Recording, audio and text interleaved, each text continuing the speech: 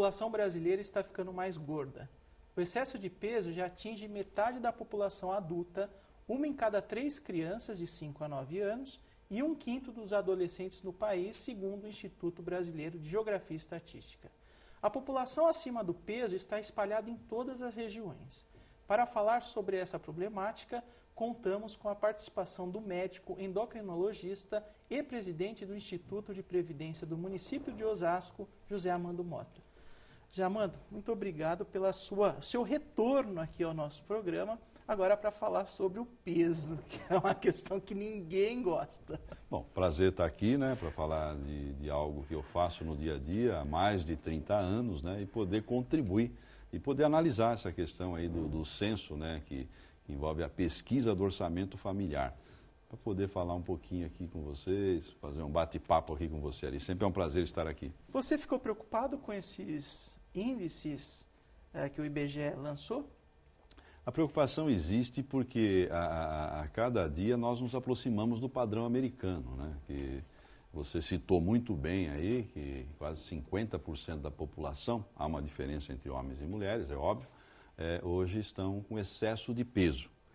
E dessas pessoas que têm excesso de peso, quase 16% já são obesas, né? Tem um índice de massa corporal acima de 30, né? Você pega o peso da pessoa, divide pela altura em metro quadrado e você, através dessa regrinha, você classifica as pessoas, né?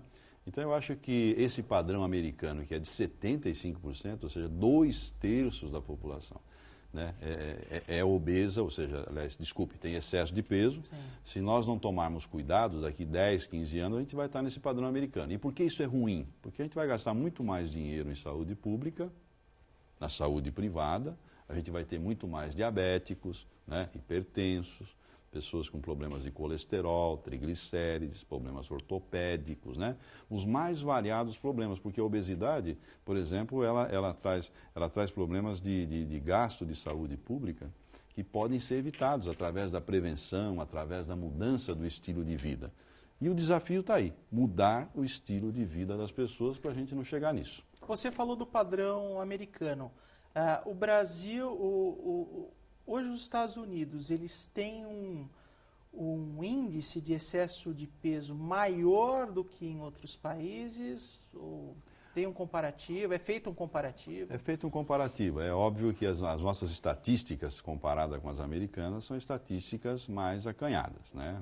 Nós estamos falando aqui de uma estatística que o IBGE agora divulgou, que envolveu 188 mil entrevistas, é óbvio, você não pegou todo Sim. o coletivo, então você está fazendo aí uma estimativa, amostra, né? Estimativa. E você falou muito bem, em todas as regiões, independente até da faixa de renda, nós temos hoje a obesidade superando a própria desnutrição. Os Estados Unidos hoje é um país que domina, sim, a estatística americana é a maior do mundo, não é? É óbvio que o meio ambiente tem muito a ver, né? Eu posso até citar um exemplo dos índios Pimas, por exemplo, que quando eles vivem lá no México, né, eles são magros e tem uma incidência de diabetes lá que é normal das populações, né? Tem até uma incidência pouca de diabetes, né? Mas quando eles migram para os Estados Unidos e vão para a Califórnia e mudam o seu hábito alimentar, eles passam a engordar muito mais. E o diabetes chega a ter uma incidência de 50%, né? E no Brasil nós temos regiões que realmente o diabetes incide muito, como Ribeirão Preto, 12,1% da população tem diabetes. E o diabetes leva a outras doenças, né? Essa diferença? A diferença por região ainda é uma coisa a ser melhor estudada, né? Nós não temos resposta para tudo, não. Mas com certeza a própria obesidade, a hipertensão, né, o hábito alimentar, né, o próprio sedentarismo que vem acompanhando aí, né, isso tem contribuído muito.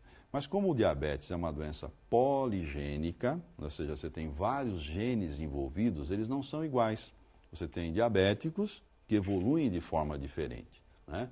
Então, até que ponto, por exemplo, a etnia, o país que a pessoa vive tem influência, porque os países, por exemplo, escandinavos, têm uma incidência muito grande de diabetes tipo 1, que são regiões frias, não é?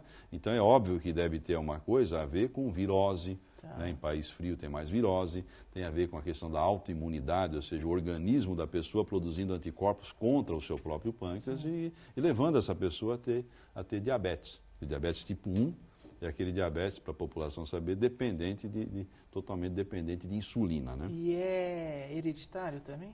Sim, com certeza. O diabetes, com exceção, né, de algumas situações patológicas, como pancreatite e outras doenças que afetam o pâncreas, né, o diabetes é hereditário. Né? Então, o diabetes ele incide, né, nas pessoas por uma influência do meio ambiente no gene. Né? Então, é óbvio, às vezes a pessoa nunca vai ser diabética, mesmo tendo uma genética para isso, se ele se mantiver magro, né? se ele não for sedentário, se ele tiver um estilo de vida que colabore para isso. Né? Você tinha dito de uma diferença entre homens e mulheres na relação da obesidade. Quem é mais gordo, né? Eu não consigo identificar isso. O homem ou a mulher? Por incrível que pareça, acima dos 20 anos, a mulher tem contribuído para que a nossa estatística diminua. A mulher vai mais a médico, ela se preocupa mais com a sua saúde. Né? Prova que quanto maior a renda da mulher, mais magra ela é. E o contrário, o homem, quanto maior o seu padrão de vida, maior a sua renda, mais gordo ele é. Não é? Então, quer dizer, enquanto a gente fala assim, olha, metade da população brasileira está com excesso de peso, essa metade, se a gente for pegar a estatística, 51 ponto alguma coisa é homem e 48% é mulher. Então eu diria que o homem está com mais excesso de peso. Mas em relação à obesidade, a mulher ainda ganha, 16 contra 14 do homem. Então 14% dos homens são obesos.